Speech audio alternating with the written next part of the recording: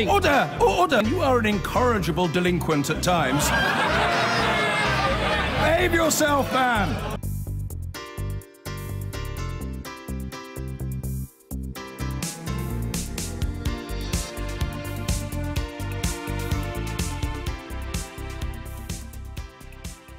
Trust me to deliver Brexit, the Prime Minister declares today.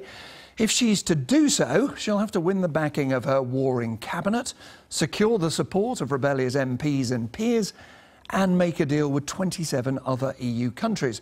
And none of that will be possible without the agreement of Ireland. Theresa May has repeatedly promised that whatever new trading arrangement Britain has with the EU will not lead to a new hard border between the north and the south. Earlier this week, I spoke to Ireland's Deputy Prime Minister, the Taoiseach Simon Coveney, at the Irish Embassy here in London. We are trying to be helpful in terms of finding ways to introduce some new thinking into these negotiations so that we can get beyond where we are today, which is stuck, so that we can deal with really important issues from an Irish perspective, like, for example, ensuring that there is no physical infrastructure on the Irish border in the future. And in our view, if we can have a shared customs territory through some kind of customs partnership, which is British government language, we think that that can be the basis of a negotiation and to find a way forward. So what is it you're waiting for from British ministers? Well, certainly, first of all, it would be helpful if the British government actually had some consensus around this concept, as opposed to consensus around something else, which people seem to think might work using technology or some other way of creating as seamless a border as possible, but nevertheless border infrastructure. Like, let's not forget what's been agreed in these negotiations to date, because last December there was a clear agreement that the British Prime Minister signed up to, that there would be no border infrastructure of any kind on the island of Ireland and no related checks or controls. That means we're not talking about cameras and scanning systems and drones here. It means we're talking about a political solution that allows for regulatory alignment in a way that prevents the need for border infrastructure. Now, of course, that will sound to many people like you're merely restating a hope. Hope one, we hope the UK doesn't leave at all. Hope two, we hope they stay in the single market. Hope three, we hope they stay in the customs union. But the government says it's not doing any of those We're not restating a hope. We expect that a clear commitment that was made by the British government in black and white in December and repeated again in March, we are simply asking that that commitment be followed through on. What I'm asking you is, what more do you need? Is it practical details? Or do you really want a concession that maybe this can't be done in the time available? I mean, there are two different negotiations going on at the moment, and it's important that people understand that. The first is to try to negotiate by the end of October a withdrawal treaty. In other words, the divorce arrangement between the European Union and the United Kingdom. And in that, there is a commitment that in order to address the Irish issues, which are quite unique in terms of this Brexit challenge, that there would be what's called a backstop arrangement. In other words, a fallback insurance mechanism to reassure people that there will be no infrastructure on the island of Ireland. And that is what is being negotiated at the moment in the context of the withdrawal treaty. Secondly, then, there is a negotiation that started on the future relationship agreement, which in my view will probably go on for the next 2 years. So what we're saying here is that we need to see, by the end of June, we need to see some progress on how the Irish backstop in dealing with the Irish border is going to take shape. If the Brexiteers, as they're often referred to, overrule Theresa May, if they say, look, forget a customs partnership, we don't like it, Boris Johnson has derided it, do you then say, as the Irish government, will the EU then say, game up, no more talking, you haven't met your obligations, that's the end of it? Well, look, you know, to be honest, we don't take our lead from Boris Johnson in relation to Brexit. We take our lead from the Prime Minister. She has signed up to very clear commitments. She has written to Donald Tusk confirming those commitments. And I believe her, by the way. I believe she made those commitments in good faith, and I believe she wants to follow through on them. What I'm asking you is the consequences. If Theresa May cannot get the backing of her cabinet for those words, what are the consequences as far as Ireland are concerned, as far as the EU is concerned, when it comes to that June summit? Well, I think it's going to be a very difficult summer. for these negotiations if that happens. If we're expecting to get this thing concluded by the end of October, is it unreasonable for the Irish government to ask for significant progress on a hugely important issue by the end of June, when it is actually factored into the EU negotiating guidelines that there would be a reassessment at the end of June of progress? It's interesting you've quoted those guidelines. Let me quote them back at you. The EU negotiating guidelines call for flexible and imaginative solutions. Correct. Where is Ireland's flexibility? Where is your imagination? Where is your solution for dealing with this problem? It seems to me that what you're saying to the British government, you got us into this mess, you come up with a way of getting out of it. Well, let's talk about the Irish flexibility for a second then. You know, in December, when the British government wanted to move this process from phase 1 to phase 2, it was Ireland who were unsure about that because we hadn't made progress on the Irish border issue. We agreed to allow the process to move forward on the basis of a commitment from the British government that they would address comprehensively the Irish issue through a backstop or insurance mechanism. Again in March, when the negotiations were stuck and needed to move forward, but were stuck again on an Irish border issue because a solution wasn't taking shape. Again, we showed flexibility to allow the process to move on. And just let me finish. We allowed the process to move on the back of a commitment from the British Prime Minister that she accepted that within a withdrawal treaty there would be a legally operable backstop in that withdrawal treaty unless and until something else was negotiated. Now, you will have heard some people claim that the Irish government is in effect weaponising the border. David Trimble, a man who was at the heart of creating the Good Friday Agreement, said the Irish Prime Minister is endangering more than 3 decades of goodwill built up between London and Dublin.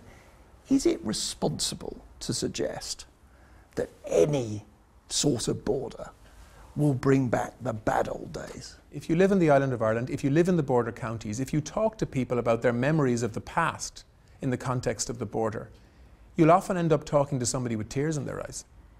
This is not just a trading issue.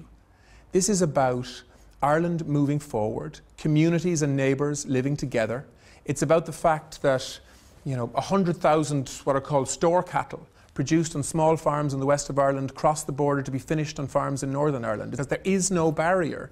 There's normal movement, normal life, normal commerce, normal business, and that has reinforced a peace process over the last 20 years because of shared EU membership and because of the Good Friday Agreement structures. And what we are saying here is that we don't want to undermine any of that. So does no hard border mean not a single camera at the border, no drones overhead?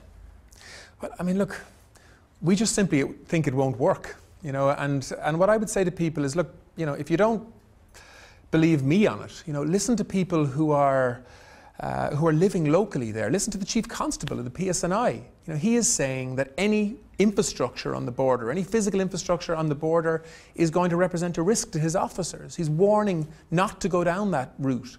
Listen to the Brexit committee in Westminster. They've said technology is not the solution to solving the Irish border issues, and we agree with that. I would challenge you, show me a border somewhere in the world that is seamless. It doesn't exist, is the answer. And that is why the only way we can find a solution here that means that we have a fully seamless border with no physical infrastructure or related checks and controls is to maintain alignment in terms of rules and regulations on both sides of that border.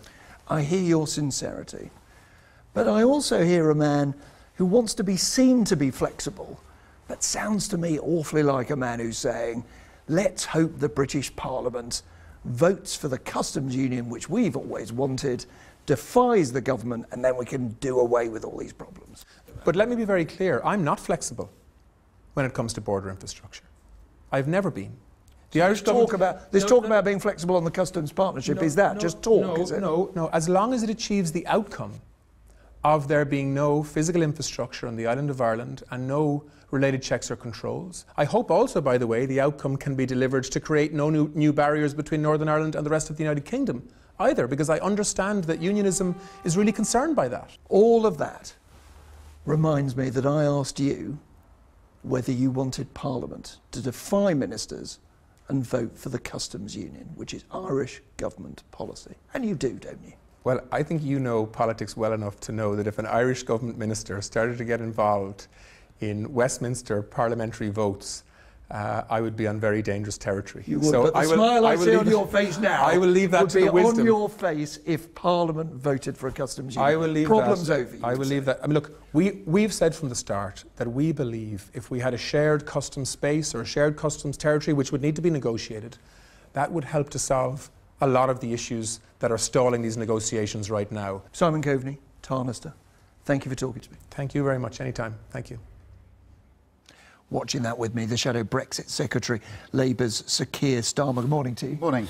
Before we talk about that interview and about Brexit, a word, if you would, about Tessa Jowell, Dame Tessa Jowell, who died this morning. This is really sad news this morning. Tessa was a friend. She was actually a constituent, lived just up the road from me, and there's so many things that we remember her for.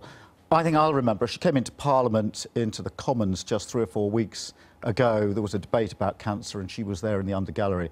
And then we had a reception, and Tessa, being Tessa, went up to the podium just to say a few words about other people. She was struggling. She couldn't really speak very well. But even in that moment, the last few weeks, you saw the Tessa we all know. Now, turning now to that interview with Simon Coveney, he is saying to the government, your policy is not good enough, but he is effectively also saying to Labour, isn't he, neither is your policy good enough to avoid a hard border. Well, I think we are in a farcical situation at the moment. Nearly 2 years after the referendum, the Cabinet is fighting over 2 customs options, neither of which, frankly, are workable, neither of which are acceptable to the EU, and if either of which were put to the vote in Parliament, they probably wouldn't carry a majority. What I heard at the end of that interview was your suggestion that the way out of this impasse is for it to be put to a vote in Parliament. We want a vote on a customs union with the EU, a customs union. And an amendment to achieve that has been put down to the trade bill and the customs bill, which finished their committee stage on the 1st of February this year. And the Parliament and the government won't put that before us. So we can. That's actually the way to resolve this impasse. I understand, perfectly reasonable. You want to have a go at the government and the mess they're in. But I asked you about your policy. Yeah. And the reason I asked you about your policy is, I put it to you again, Labour's policy would not be good enough to get rid of the fear of a hard border, to get rid of the possibility of an Irish veto over the next stage of the Brexit negotiations, would it? I don't accept that. It would. We have said a comprehensive customs union with the EU. That's a necessary minimum. Nobody credible has suggested you can have no hard border in Northern Ireland. Is this credible? Is this credible? Just let me finish. You can't sweep the customs union and the single market off the table on the one hand, and also say you don't want a hard border in Northern Ireland. Is that a credible view? Yes, of course it is. Well, there are your words in that chair, and yet your policy is to oppose the single market. No. Just let me finish this, because it is important. What we propose is a combination. On the one hand, a comprehensive customs union, and nobody credible suggests you can achieve no hard border without it, and also a strong single market relationship that hardwires the benefits of the single market into the future agreement. So we do have something very strong to say about the single market. We have our manifesto commitment. You have a hope, you have a wish, you have an ambition, you have no deal on it. Our manifesto commitment was the benefits of the single market. Okay. They have to be hardwired into the future agreement. A manifesto commitment. Combination will deal with the Northern Ireland situation. A manifesto commitment which your own former party leader in the House of Lords this week described as a serious evasion of duty. Now, as you know, the House of Lords voted to support, with lots of Labour front benches from the past backing it, membership of what's called the European Economic Area, in effect staying in the single market. But it is the Labour Party's policy to reject that. Well, it's very important that we're clear about what Labour Party policy is. Insofar as the Lords were really raising a concern that the government is sweeping the single market benefits off the table and hasn't got a proposition. They're right about that, and we need to reflect on that. What the Lords then went on to do is to say the answer is the Norway model, which is the EEA. So they then went on to a very specific model. Well, now, how will you reflect on it? Just let me finish. That has been put forward so many times that I went to Norway for several days to look at how the model works. And Norway is essentially very close to the single market, but out of a customs union. It has infrastructure on the border with Sweden. So, in my view, that's not the answer.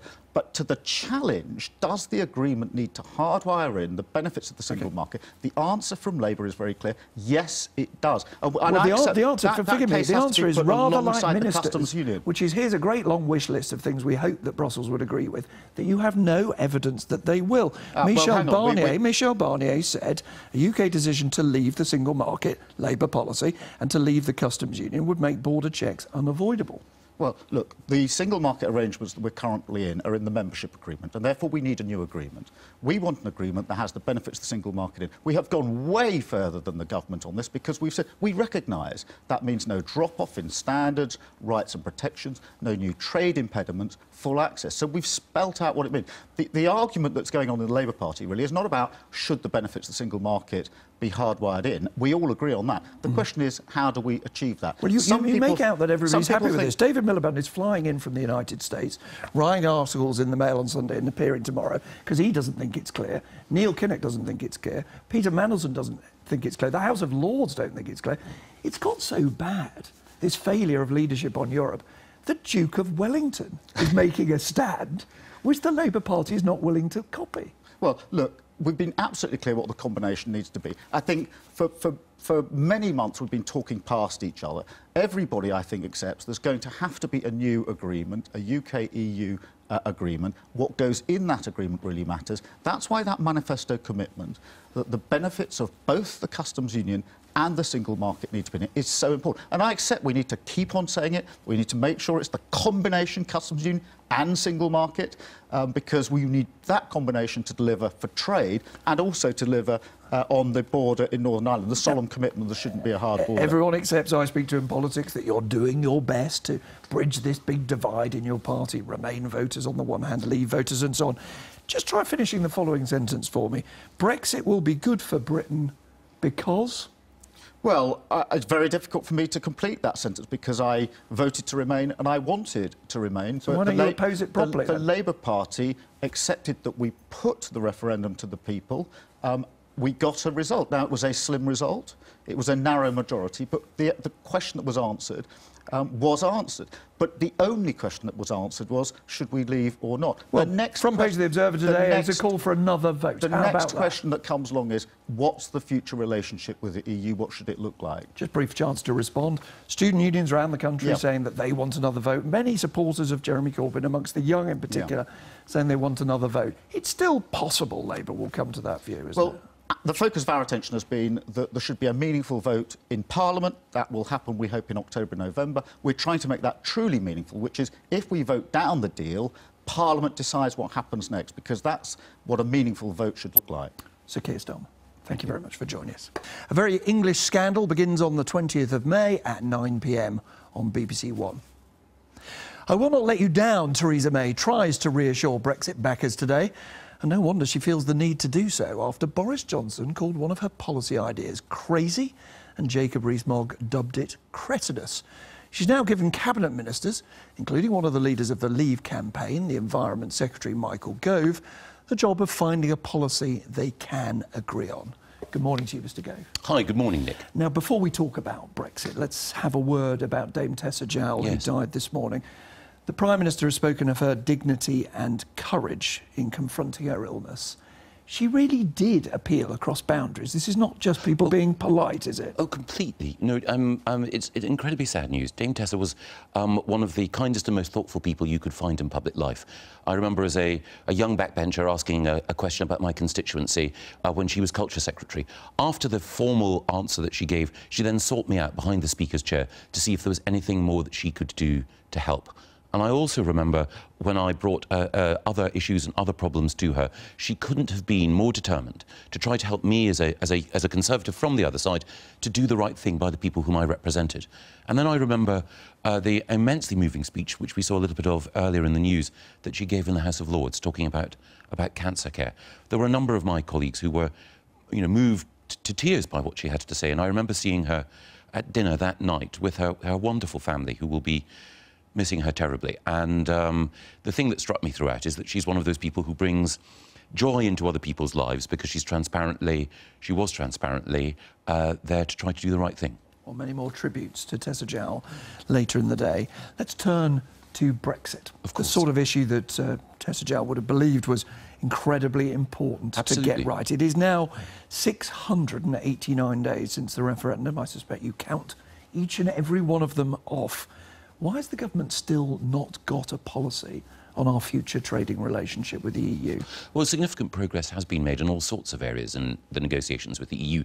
If you've been a member of a club for 40 years, if you've built up the ties and relationships that we have, then disentangling those in order to get all the benefits of Brexit necessarily take time. But as Simon Coveney, the Irish Deputy Foreign Minister, said earlier in this programme, we now have a situation where we have agreement on an implementation period in order to get some of the details absolutely right. We also have agreement that the rights of EU citizens and UK citizens will be respected. We have agreement on the amount that the UK will pay as we leave. And also, in the great article that the Prime Minister has written in the Sunday Times today, we have agreement across the government that leaving the European Union will give us the opportunity to sign new trade deals so that we can take advantage of globalisation's benefits. And also, we will have the opportunity to take back control of our money and our laws. Sure, that's a long-winded way, if you'll forgive me, of saying all the things you have achieved. But 689 days since the referendum, you are apparently no closer to the most central thing, which is what our future economic relationship with the EU should be. Now, you're on a cabinet working group to deal with this so-called new customs partnership. Boris Johnson calls it crazy. Is he right? Well, you mentioned that I was long-winded. I think what I was trying to do was to emphasise that over the 600 or so days, we have made progress in lots of areas. Is Boris Johnson right to call it crazy? Well, you ask about Boris's comments on the new customs partnership. In the interview that Boris gave to the Daily Mail, he pointed out some of the flaws with the new customs partnership. And across government, across cabinet, there is agreement that neither of these two models is absolutely perfect. And with the new customs partnership, Boris pointed out that because it's novel, because no model like this exists, there have to be significant question marks over the deliverability of it on time. More than that, what the new customs partnership requires the British government to do is, in effect, to act as the tax collector and very possibly the effective delivery of regulation for the European Union. And the Prime Minister is very clear today that what we need to do is to take back control of our borders. And that means not just trade, but, of course, as the PM pointed out, control of immigration numbers. I want to be clear, though. Is it the government's view, is it your view, as someone on the committee, that this idea is crazy? It's my view that the new customs partnership has flaws and that they need to be tested, and that the Prime Minister, quite rightly, has set up two groups, one on which I sit to look at the new customs partnership, another one on which David Davis, Karen Bradley and Greg Clark will sit in order to look at the other highly streamlined customs arrangements that we're putting forward. Let's be clear what your job is on this working group. Let's be clear what your job is. Our job is as cabinet ministers. I'll ask the question if it's OK, and then you can answer it. Well, I was answering your earlier question. Is it your job to save the new customs partnership, dubbed crazy by Boris Johnson, or is it your job to bury it? It's our job, as we do every day in government, Nick, to look at different policy options and to test them rigorously. One of the things about government is that whether we're developing a new policy on air quality or a policy on customs, that the expertise of different government departments, the ministers who lead them, the brilliant officials who work with us, is then brought to bear. And when a policy proposition is put forward, whether it is the new customs partnership or an alternative, then naturally we'll want to make sure that it meets certain tests. And the Prime Minister laid out those tests very clearly in her article in the Sunday Times today. What we need to do is to make sure that we're outside the customs union. That's what people voted for. That was what was in our manifesto at the time of the last general election. And critically, you ministers are taking back control from the experts, are you? So Ollie Robbins, who's the Prime Minister's key advisor... No. You're taking back control because he's come up with a policy that's crazy, and it takes the like of you and Boris Johnson to make it not crazy. That's so unfair to Ollie Robbins and to the other colleagues. Just so we're clear, Ollie Robbins, a man you support staying in that job and think he's doing a good job. I spent an hour with Ollie last week talking through all of these issues. It was an incredibly enjoyable and fascinating conversation. So all those people who say he should be sacked, people who say his policies are crazy, you're telling him to shut up? Yes, he's a very able and genuinely public-spirited civil servant who's doing an excellent job. Well, but the truth is that it's always the case in government that you will have discussions between civil servants who will offer ideas and then ministers who will test them robustly. I want to get your response to Simon Coveney, because you mentioned the use of the phrase "take back control," which you deployed there with such wit and guile. The truth is that taking back control is what we voted to do as a country those 600-odd days ago, and what we're seeking to do, and what Ollie is helping us to do, is to make sure that we have the policies that deliver for the British people. I want to talk about the detail of the policy. Simon Coveney, the Irish Taoiseach, the Deputy Prime Minister, in other words, said, this will not work, the technology option that you have long backed. Do you think he's bluffing?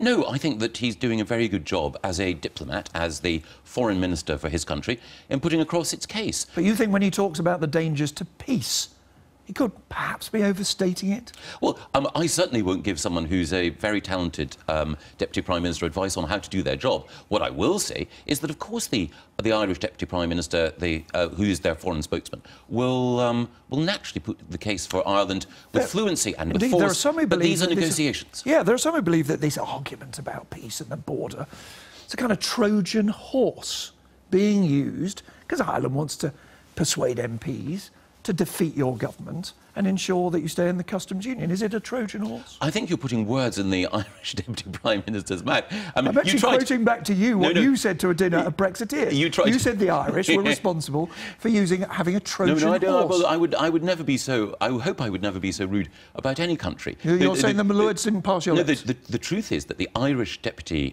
Prime Minister is making the case from Ireland's point of view, but we've got a negotiation, and there is give and take in the negotiation.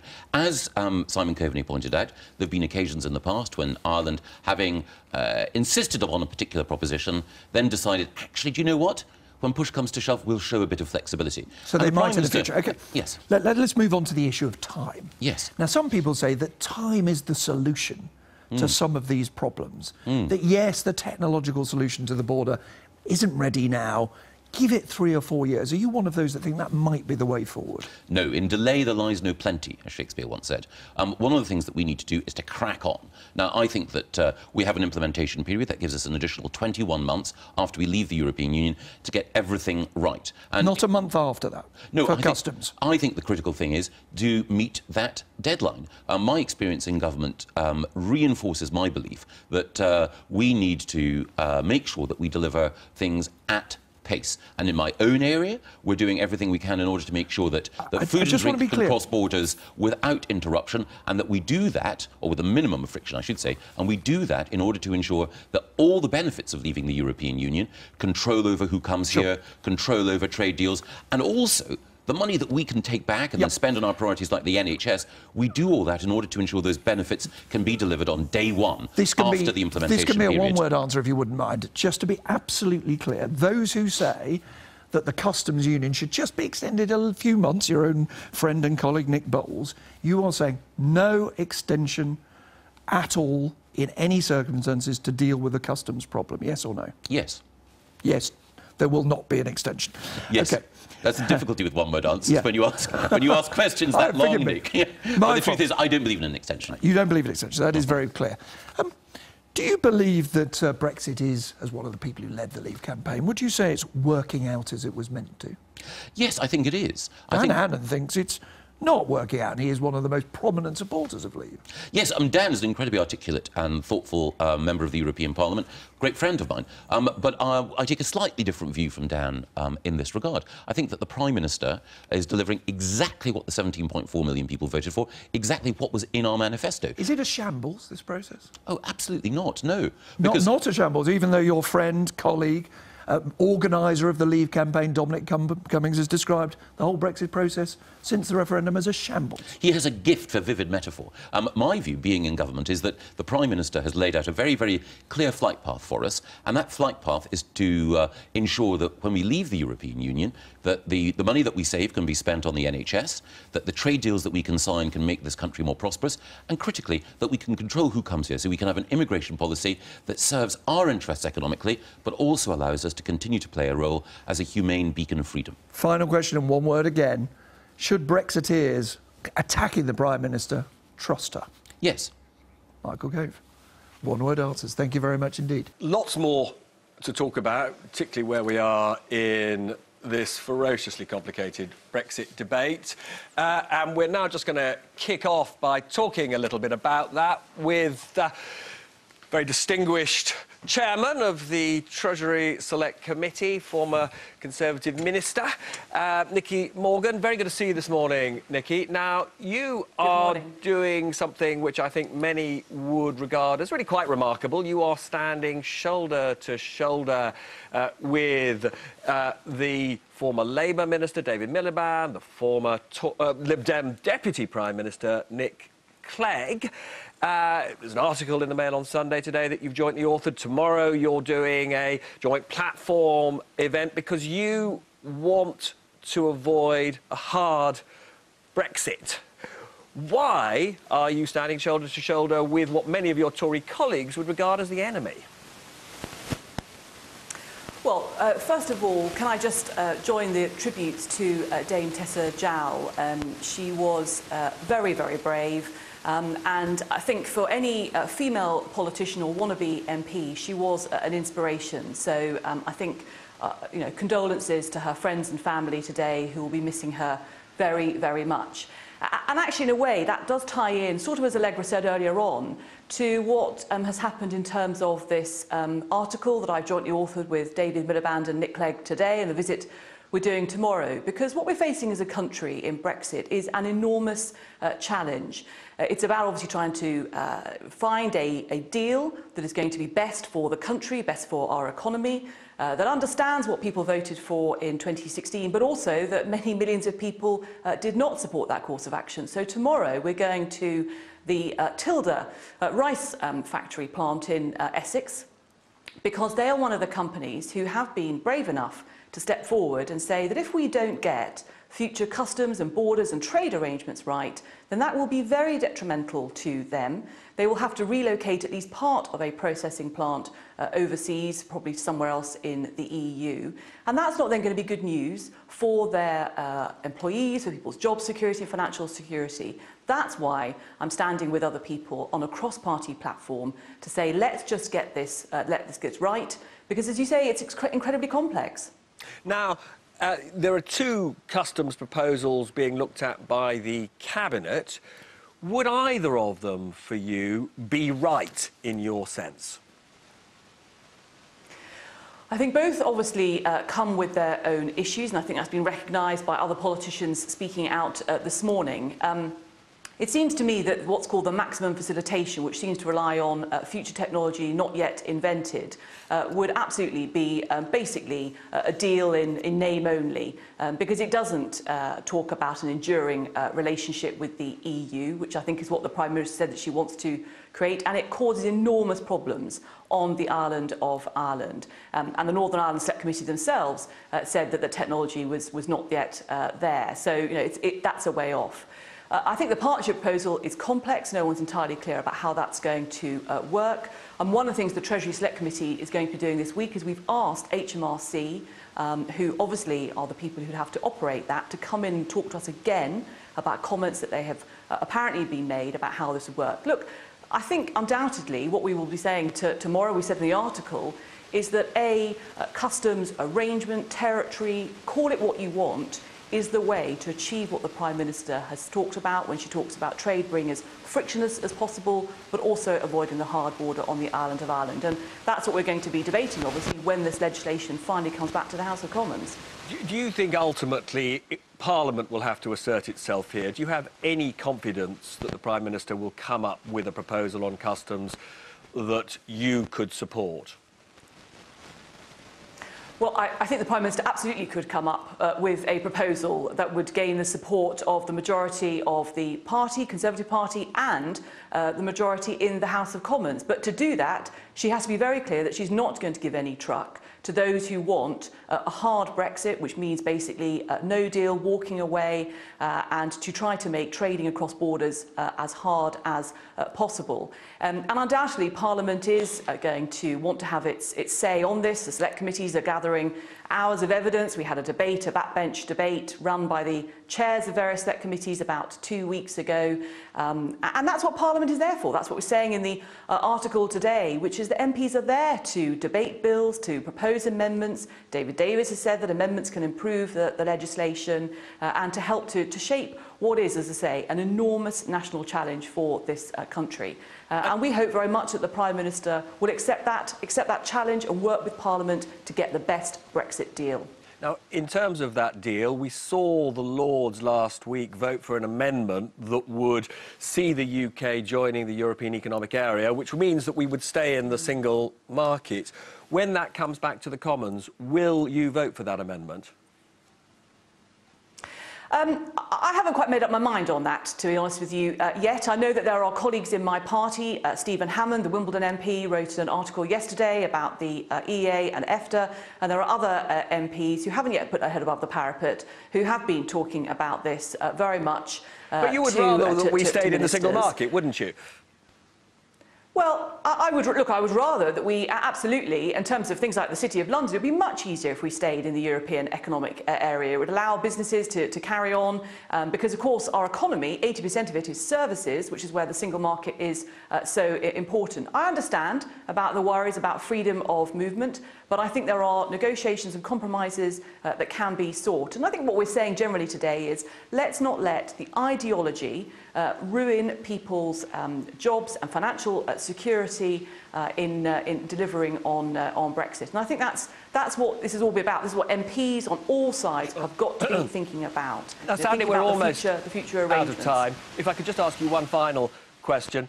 Were you surprised that the Prime Minister didn't sack Boris Johnson after he described her central customs proposal as crazy?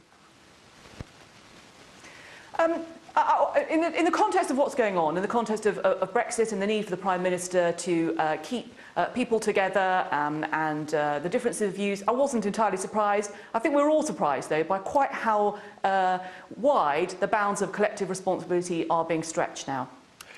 Nicky Morgan, very nice to see you. And I just wanted to apologise to you at home to say, unfortunately, the sound wasn't as brilliant as we would normally expect. Well, remember the days when people used to say nothing happened in the Houses of Parliament? Actually, Brexit legislation is about to get very interesting, so we thought we would play Brexit Gamble. Gamble, we love Brexit Gamble. All right, this is all about those amendments the House of Lords have sent back to the Commons. They've sent 14 amendments, basically hoping they can soften Brexit. It will become something of a spectator sport, keeping track of how tight each vote is. All each of these cubes are those different votes. We've asked two programme friends, Nicky Morgan, you heard from earlier, and Chuka Umunna, which they think are going to be the stickiest ones. This is for Chuka, and then these ones here are for Nicky Morgan. And you can see they think that the same will be the key battles. You've got whether or not there'll be a meaningful vote for MPs here, remaining in the customs union. Again, both of them think that will be very sticky for Theresa May, and remaining in the European Economic Area. Nicky Morgan sticks in an extra one. This is including protections for the Good Friday Agreement and having no hard border. Now, it looks like some of these votes will be very close. What will make the real difference is if Jeremy Corbyn swings his firepower behind any of these amendments. Roberts. Well, delighted now that joining me from Salford is Becky Long-Bailey. Becky, last week Jeremy Corbyn said he wanted these new Navy ships to be built in the UK, but what if the bid from a UK builder was twice what they would cost to be built in Korea, for example? Would you still be in favour? Well, first of all, I'd like to join this morning's tributes to Dame Tessa Jowell. It's a very sad day for the Labour Party, and I want to send my condolences and love to her family and friends. I know she's inspired a whole generation of women who came into politics after her. But on the issue of shipbuilding, we were very concerned at the government's decision to put this contract for 3 new Royal Fleet auxiliary ships out to tender.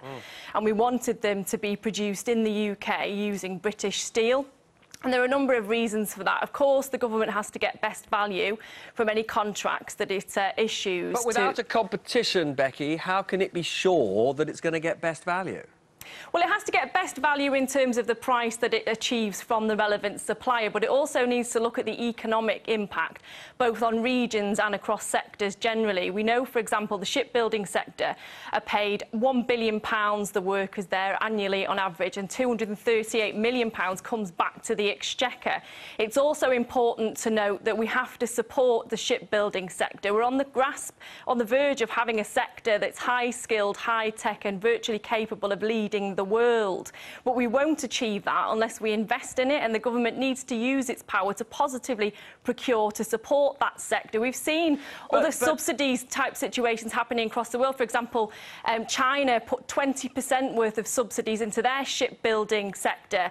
Daewoo was given over £2 billion in 2017 by the South Korean government. Yet the British government is doing nothing positively to support the sector. What we're asking for is positive procurement to support British industry and British supply chains. But in fairness, Becky, you haven't answered my question. There is an argument that says if you can buy more cheaply overseas, that gives you the resources, for example, to invest in the health service.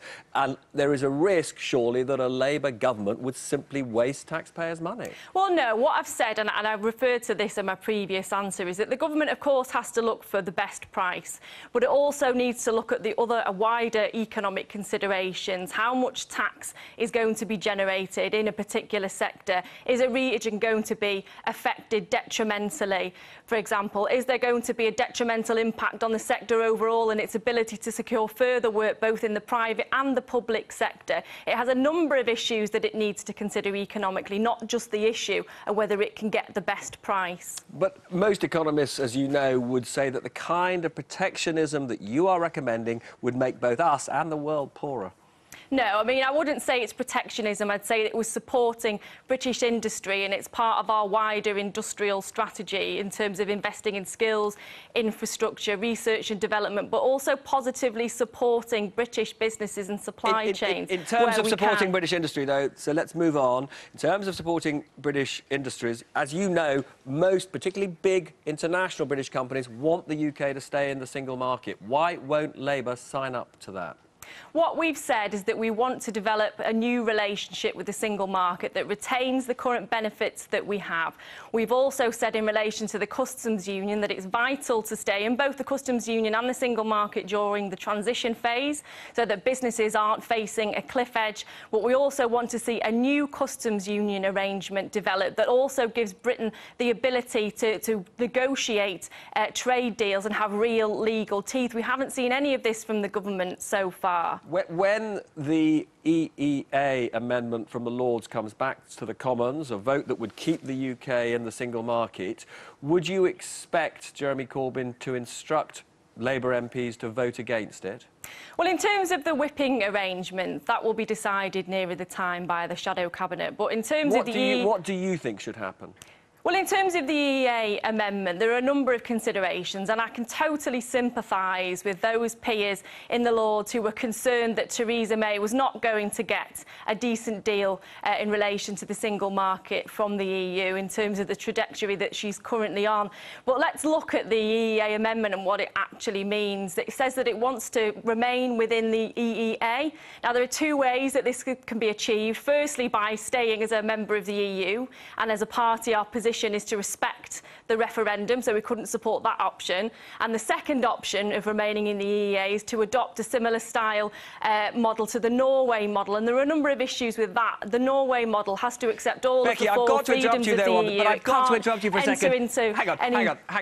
I've got to there is a contradiction here. On the one hand, you say we could have a customs union that would be different from Turkey's, and on the other hand, you're saying we couldn't join the EEA in any other way than the way that that Norway does it. You can't insist on flexibility in one area and say it's impossible to have flexibility in another. Well, no, what I've said is that we need a better relationship with the EU than the Norway model. We want a bespoke deal in relation to the single market. So EEA membership different from Norway would be a good thing, you're saying?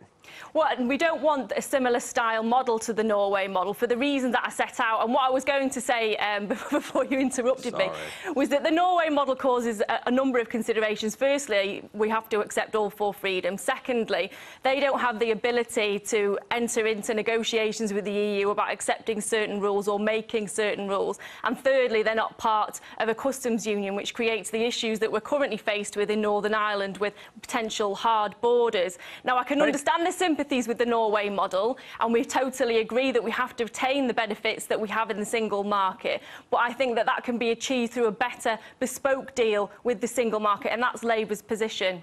So what you are saying, however, is that there may be a negotiation which could keep Britain in the single market. That's what you're saying? Well, no, when we leave the EU, we're going to come out of the single market. I mean, that's pretty clear, but what we need is an agreement that ensures we can retain the benefits of the single market so that we have the free movement of trade and that we can ensure that our businesses are as prosperous as possible. So Labour's position is to retain the benefits of the single market through a current bespoke new deal, not to remain a member of the single market, because that simply wouldn't be possible as we exit the EU.